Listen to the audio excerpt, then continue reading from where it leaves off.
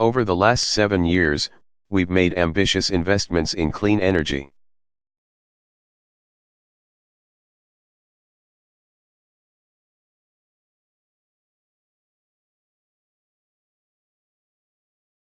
And ambitious reductions in our carbon emissions.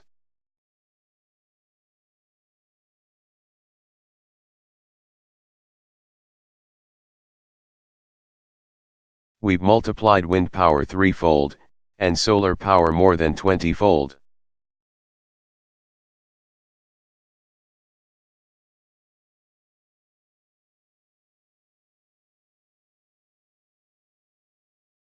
Helping create parts of America where these clean power sources are finally cheaper than dirtier, conventional power.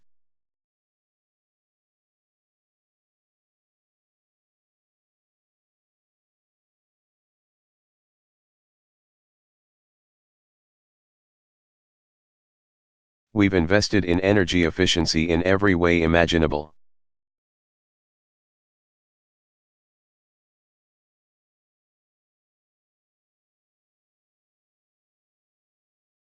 We've said no to infrastructure that would pull high-carbon fossil fuels from the ground.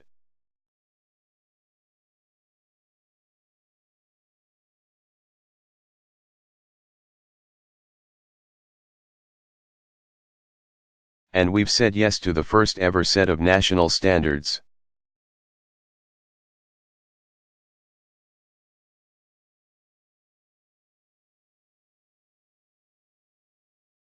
Limiting the amount of carbon pollution our power plants can release into the sky.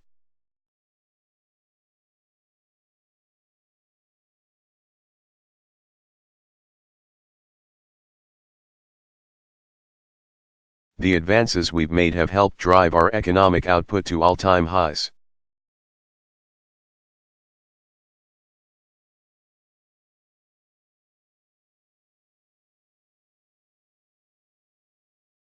And drive our carbon pollution to its lowest levels in nearly 2 decades.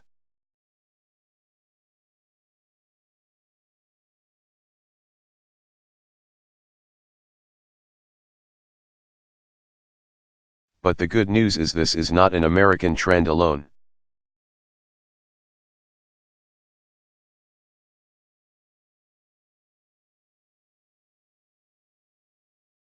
Last year, the global economy grew while global carbon emissions from burning fossil fuels stayed flat.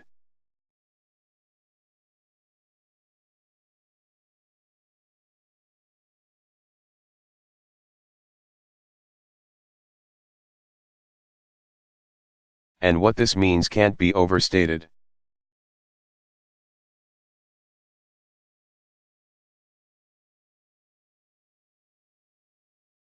We have broken the old arguments for inaction.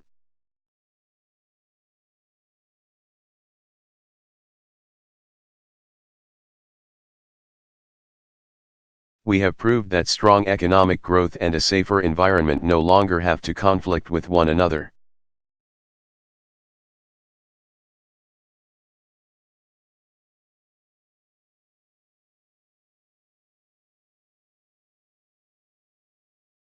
They can work in concert with one another.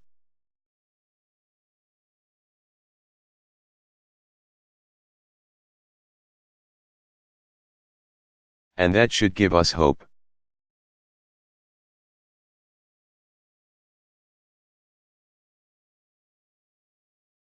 One of the enemies that we'll be fighting at this conference is cynicism.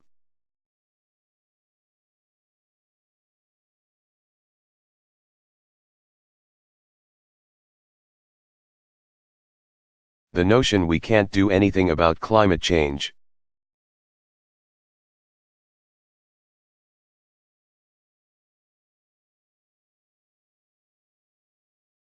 Our progress should give us hope during these 2 weeks, hope that is rooted in collective action.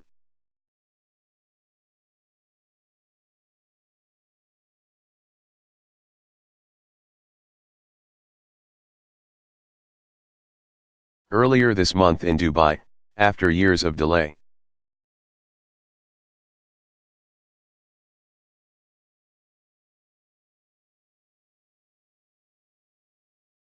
The world agreed to work together to cut the superpollutants known as HFCs.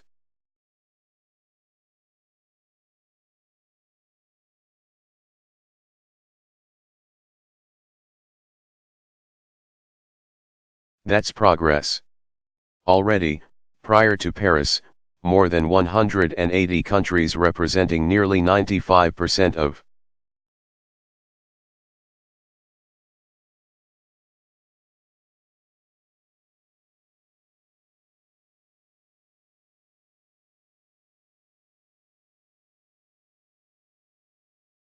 global emissions have put forward their own climate targets. That is progress. For our part,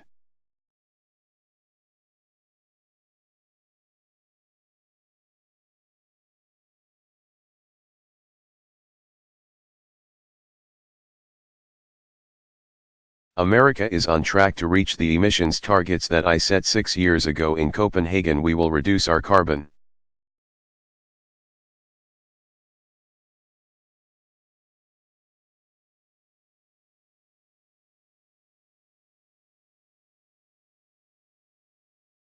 emissions in the range of 17% below 2005 levels by 2020. And that's why, last year, I set a new target.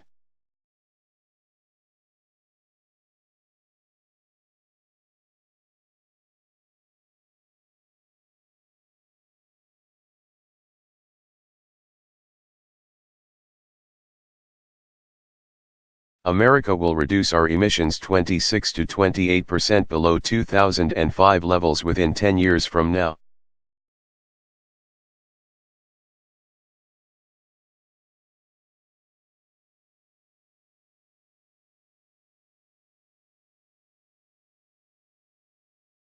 So our task here in Paris is to turn these achievements into an enduring framework for human progress, not a stopgap solution.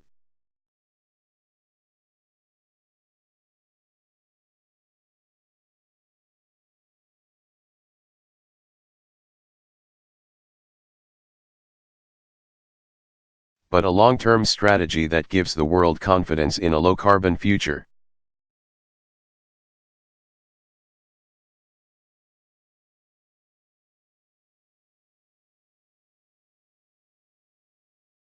Here, in Paris, let's secure an agreement that builds in ambition.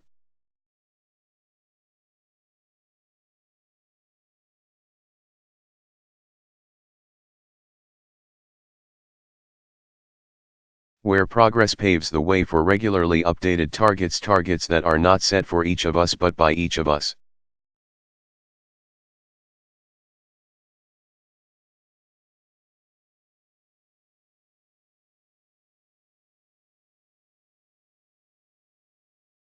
Taking into account the differences that each nation is facing.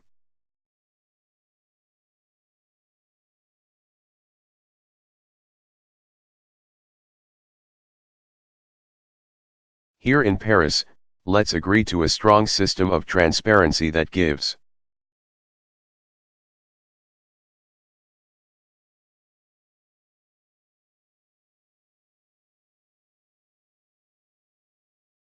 each of us the confidence that all of us are meeting our commitments.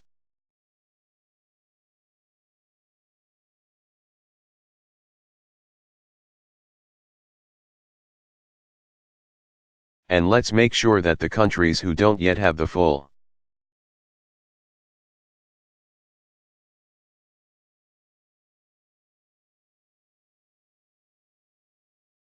capacity to report on their targets receive the support that they need.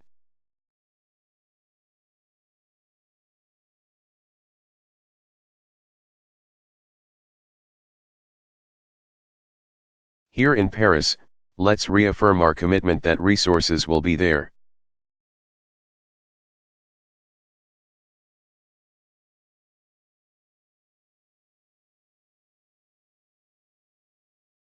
For countries willing to do their part to skip the dirty phase of development.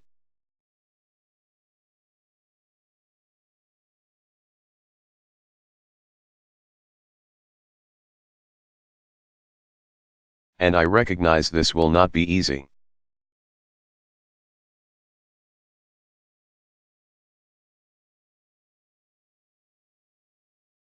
It will take a commitment to innovation and the capital to continue driving down the cost of clean energy.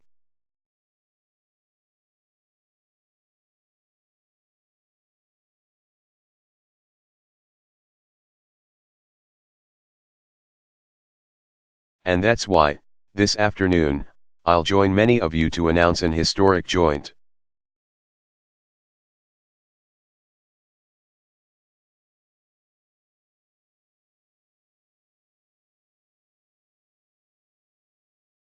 effort to accelerate public and private clean energy innovation on a global scale.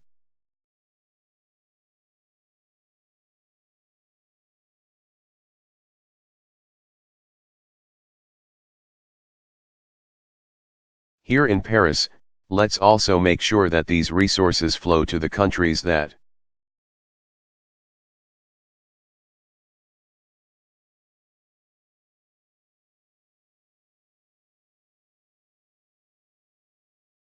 need help preparing for the impacts of climate change that we can no longer avoid.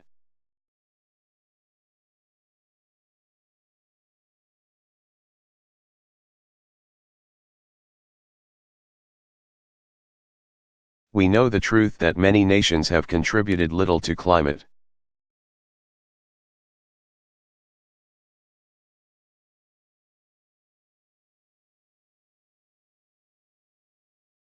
Change but will be the first to feel its most destructive effects.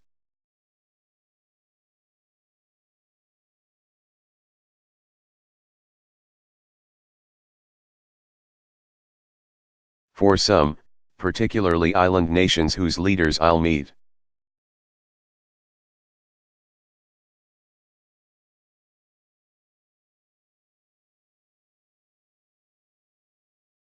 With tomorrow, climate change is a threat to their very existence.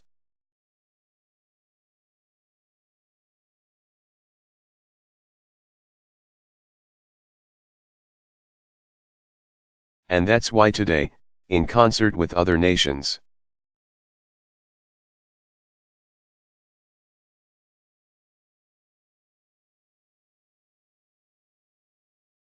America confirms our strong and ongoing commitment to the Least Developed Countries Fund.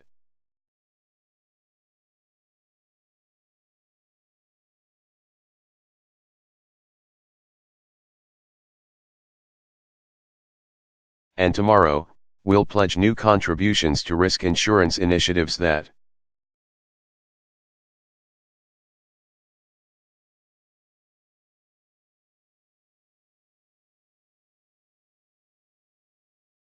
help vulnerable populations rebuild stronger after climate-related disasters.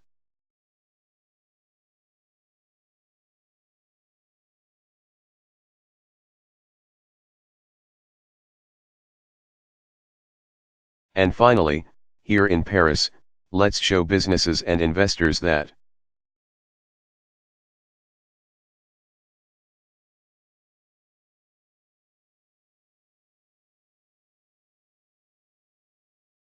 the global economy is on a firm path towards a low-carbon future.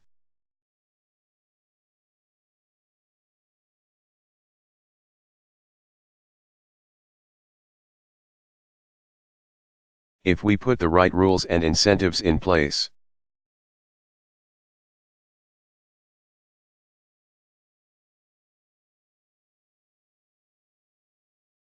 We'll unleash the creative power of our best scientists and engineers and entrepreneurs to deploy clean energy technologies.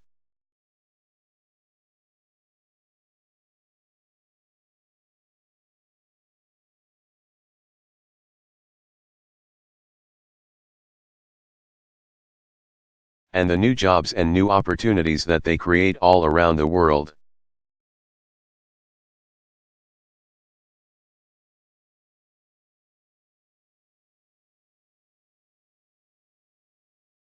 There are hundreds of billions of dollars ready to deploy to countries around the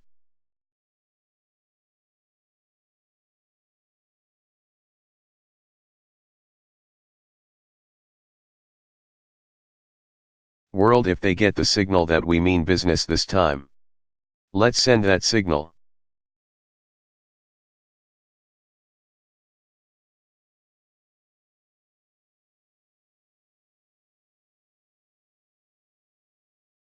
That's what we seek in these next 2 weeks.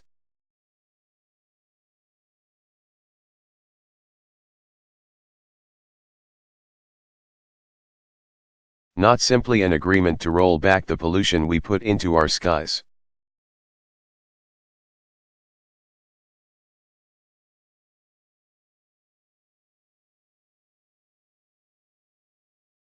But an agreement that helps us lift people from poverty without condemning the next generation to a planet that's beyond its capacity to repair.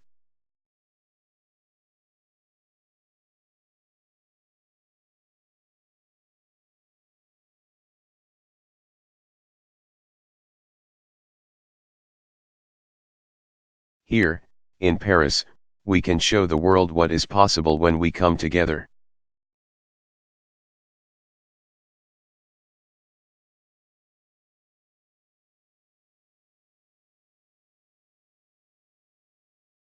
United in common effort and by a common purpose.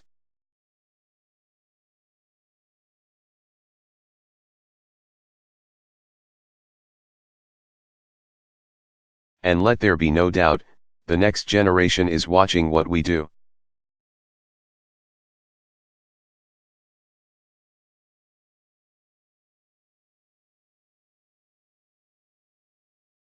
Just over a week ago, I was in Malaysia, where I held a town hall with young people.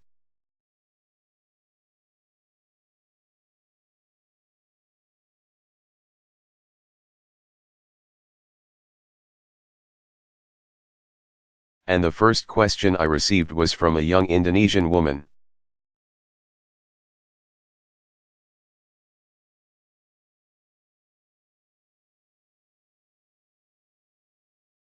And it wasn't about terrorism, it wasn't about the economy.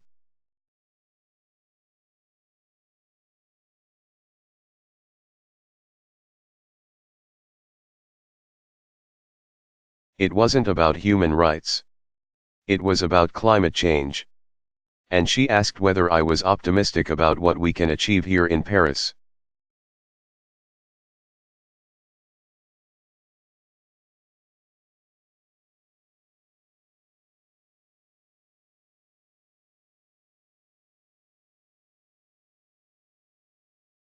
And what young people like her could do to help.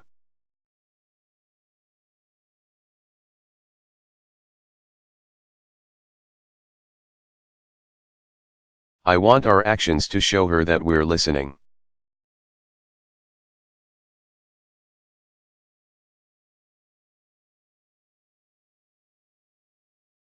I want our actions to be big enough to draw on the talents of all our people, men and women.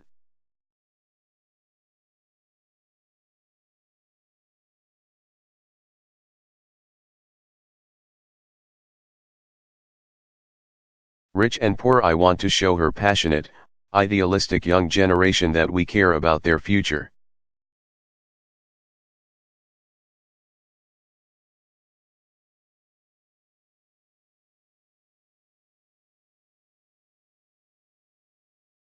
For I believe, in the words of Dr.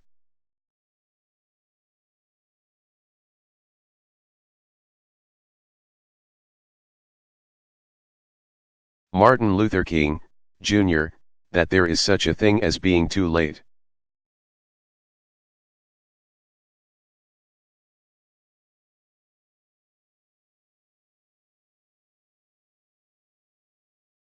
And when it comes to climate change, that hour is almost upon us.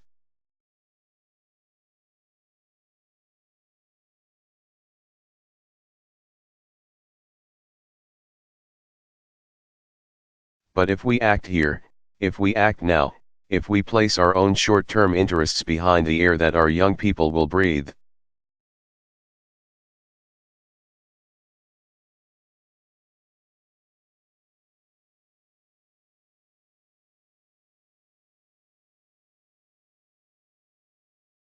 and the food that they will eat, and the water that they will drink,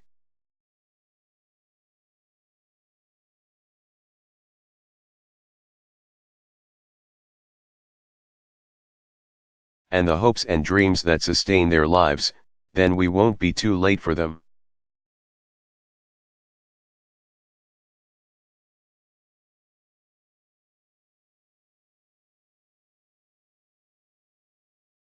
And, my fellow leaders,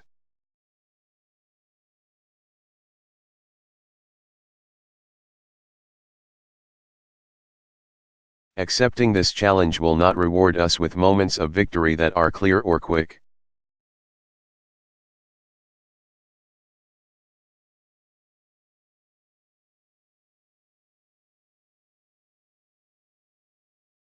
Our progress will be measured differently in the suffering that is averted, and a planet that's preserved.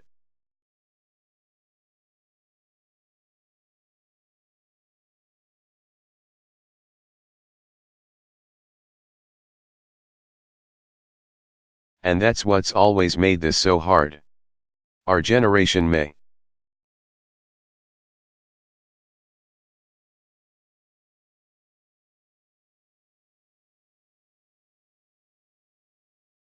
not even live to see the full realization of what we do here.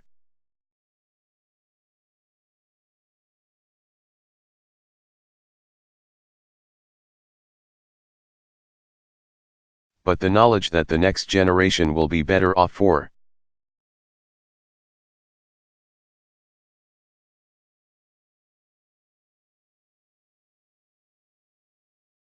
what we do here, can we imagine a more worthy reward than that?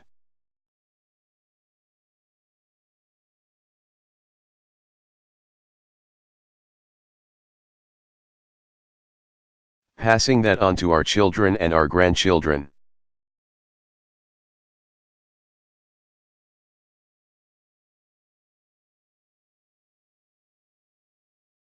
So that when they look back and they see what we did here in Paris, they can take pride in our achievement.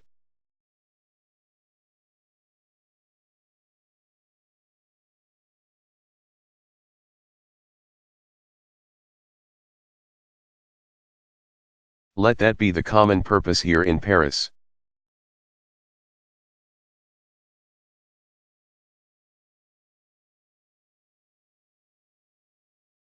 A world that is worthy of our children.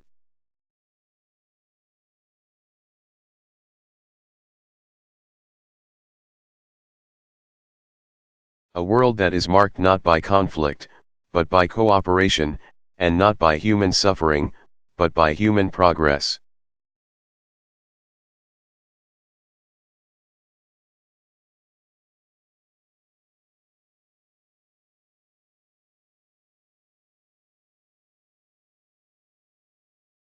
A world that's safer, and more prosperous, and more secure, and more free than the one that we inherited.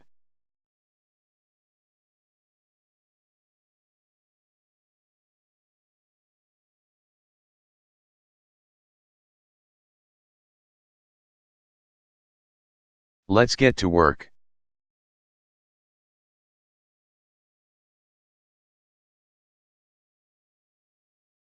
Thank you very much.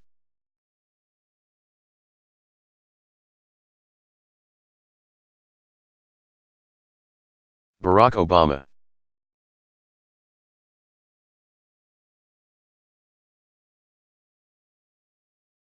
Update on military campaign against ISIL.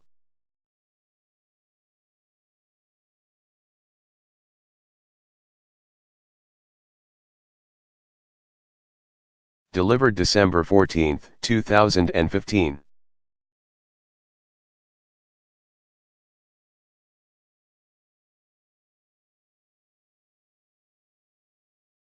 Today, the United States and our armed forces continue to lead the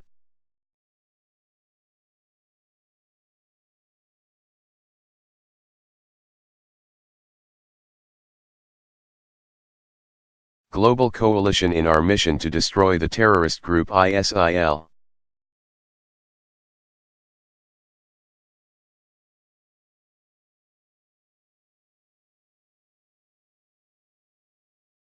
As I outlined in my speech to the nation last weekend, our strategy is moving forward with a great sense of urgency.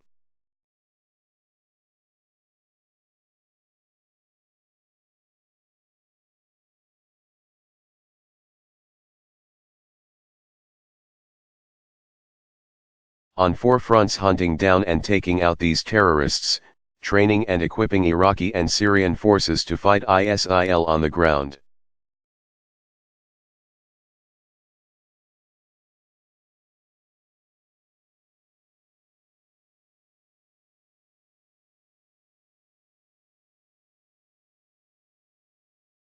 Stopping ISIL's operations by disrupting their recruiting, financing and propaganda.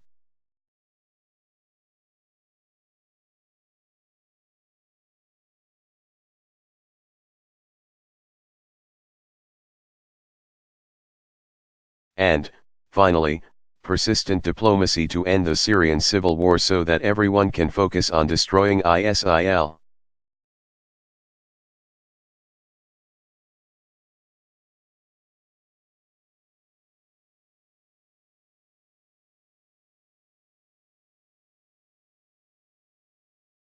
I just had a chance to meet with my National Security Council as part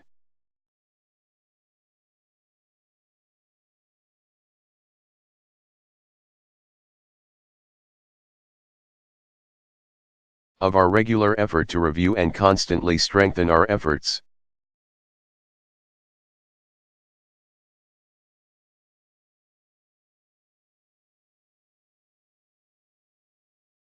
And I want to thank Secretary Carter, Chairman Dunford,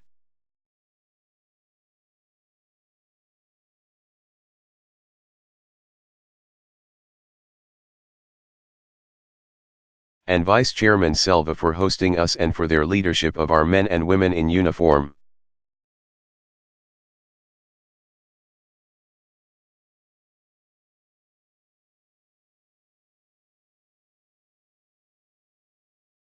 We heard from General Austin, who is leading the military campaign in the region.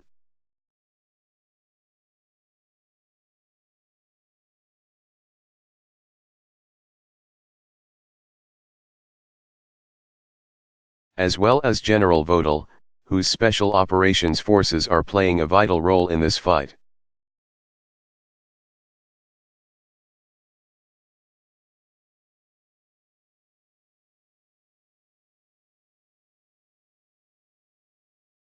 I want to provide all of you a brief update on our progress against the ISIL core in Syria and Iraq.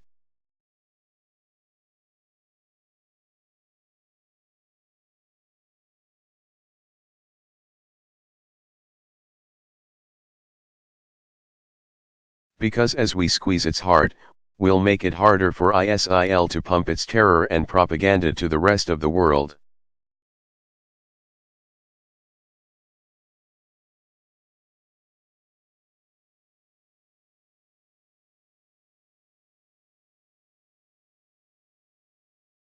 This fall, even before the revolting attacks in Paris and San Bernardino,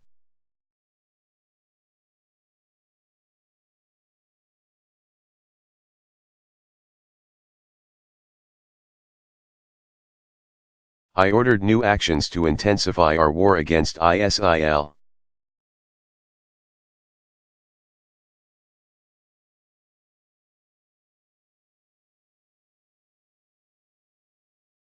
These actions, including more firepower and special operations forces, are well underway.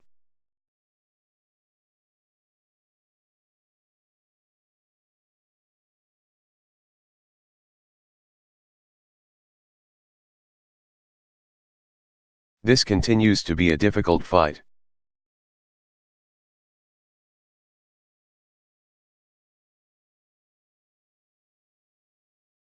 As I said before, ISIL is dug in, including in urban areas.